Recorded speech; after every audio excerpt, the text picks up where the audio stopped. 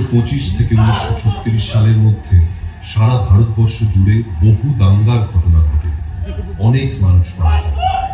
কলকাতা, লাহোর, আলিগড়, বিহার, নাগপুর, বোম্বাই সহ বহু জায়গায় হিন্দু মুসলিম সংঘর্ষ বেড়েই চলে। মসজিদের সামনে রামলীলার মিছিল বা মন্দিরের পাশ দিয়ে মহরম, অজুহাতের অভাব হয় না এই রক্তপাতের জন্য। জাত ও ধর্মের দোহাই দিয়ে এই নৃশংস প্রতিদ্বন্দ্বিতা ভারতবাসীকে অস্থির করে তোলে। বাপুজি অস্থির হয়ে ওঠেন এই অরাজকতা রুখতে, কিন্তু ওনার জন্য আরো এক চরম ধাক্কা অপেক্ষা করছিল 29শে মে 1936 সালের এক সকালে।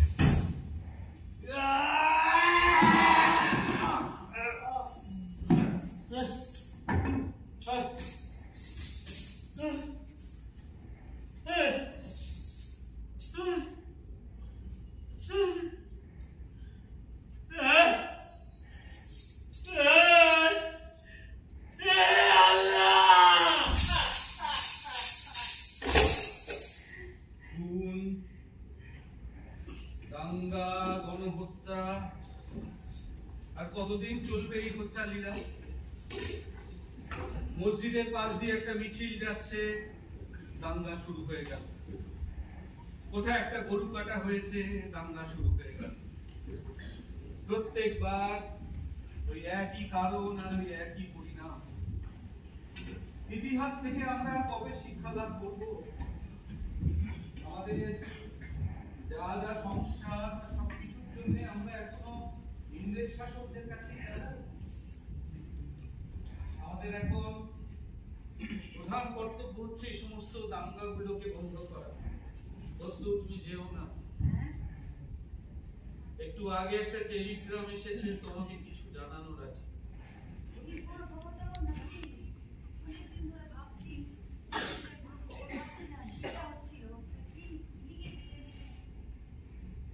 হরিলাল ইসলাম ধর্ম গ্রহণ করেছে। আজ বিকেলে বোম্বাইয়ের একটা মসজিদে তার ধর্মান্তকরণ হয়েছে। সে তার নামটাও বলতে ফেলেছে। এখন তার নাম আব্দুল্লাহ গান্ধী। সাম্প্রদায়িক লোকজন হরিলালকে আড়াল করে নোংরা খেলা শুরু করে দিয়েছে। বাপু, ওরা আপনাকেও এর মধ্যে জড়াতে চাইছে। বলছে, দেখি গান্ধীজি এবার কি করেন। তিনি তো চিরকাল বলে এসেছেন হিন্দু মুসলিম ভাই ভাই। এখন তার নিজের ছেলে মুসলিম হওয়ার পর দেখি তার ভাবভাব কিরকম হয়। যেটা করছে সেটা আমরা মেনেও নিতে পারবো না, আবার নিন্দাও করতে পারবো। কেন নিন্দা করতে পারবো না? কেন? আমাদের বিবেক তো পরিষ্কার। এটা কিন্তু ধর্মের বিষয় নয়, এটা হরিলালের অধঃপতনের বিষয়। আর এখানে কোনো পক্ষই জয়ী হলো না। এই পুরো ঘটনাটা আমাকে গভীরভাবে দুঃখ দিয়েছে, কিন্তু সেই দুঃখ আমি লুকোতেও চাই না। কিন্তু তার সাথে সাথে আমি এটাও পরিষ্কার করে দিতে চাই যে হরিলাল ইসলাম ধর্ম গ্রহণ করেছে, সেইটা কিন্তু আমার খারাপ লাগছে না। কিন্তু এইভাবে ব্যক্তিগত স্বার্থ সিদ্ধির জন্য যে ধর্মান্তকরণ, তাতে কোনো ধর্মেরই গৌরব বাড়ে না। হরিলালের অতীত জীবন কেউ একটু ঘুরে দেখলেই বুঝতে পারবে যে এর পেছনে কোনো আধ্যাত্মিক প্রেরণা কাজ করছে না। এখন আমাদের মুসলিম ভাইদের কর্তব্য হরিলালকে সমস্ত প্রলোভনের হাত থেকে রক্ষা করা। হরিলাল আর আব্দুল্লাহ দুটো শব্দেরই মানে এক, ঈশ্বরের সেবক। সে যদি ঈশ্বরের সেবক হয়ে উঠতে পারে, তাহলে নাম তার যাই হোক না কেন, সে আমার প্রিয় পাত্র হয়েই থাকবে। বাবু, মুসলিম অঞ্জুমান থেকে আরো একটা টেলিগ্রাম এসেছে, পড়ছি। মিস্টার গান্ধী, আপনি নিজেকে সত্যশোধক অর্থাৎ সত্যান্বেষী বলে ঘোষণা করেন।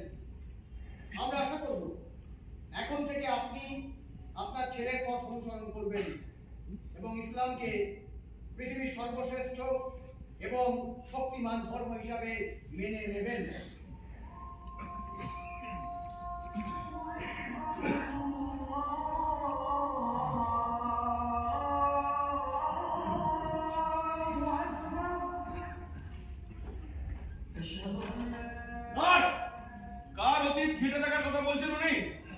হরিলাল গান্ধী, তাহলে ওনাকে বলুন একটা ম্যাগনিফাইং গ্লাস নিয়ে নিজের জীবনের অতীতটা ভালো করে খুঁটিয়ে দেখতে। আমি হরিলাল নই, আমি আব্দুল্লাহ। আমার কোনো অতীত নেই, আছে শুধু বর্তমান আর একটা উজ্জ্বল ভবিষ্যৎ।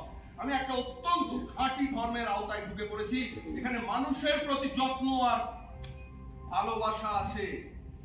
আমাদের হিন্দু ধর্ম তো সবকিছুকে অস্বীকার করে, এটা মায়া, যা দেখছো সত্যি নয়, এটা মিথ্যে।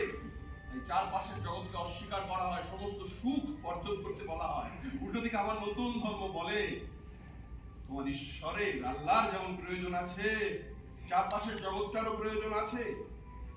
তুমি দিনে 5 ওয়াক্ত নামাজ পড়ার চেষ্টা করো, কিন্তু তোমার উপর যারা নির্ভরশীল তাদেরকে ভুলে নয়। জীবনে একবার যে করেই হোক হজে যাওয়ার চেষ্টা করো, কিন্তু সেটা মেয়ের বিয়ে মুলতুবি রেখে নয়, আগে সেটা সামলাও। তোমার ধর্ম কি এটা বলে? সবসময় এটাই আওড়াতে থাকে, চারপাশের জগৎ থেকে মুখ ফিরিয়ে থাকো, সুখ থেকে মুখ ফিরিয়ে থাকো, পরিবার থেকে মুখ ফিরিয়ে থাকো। একদিন তুমিও উচিত শিক্ষা পাবে, যখন মানুষ তোমার থেকে মুখ ফিরিয়ে নেবে।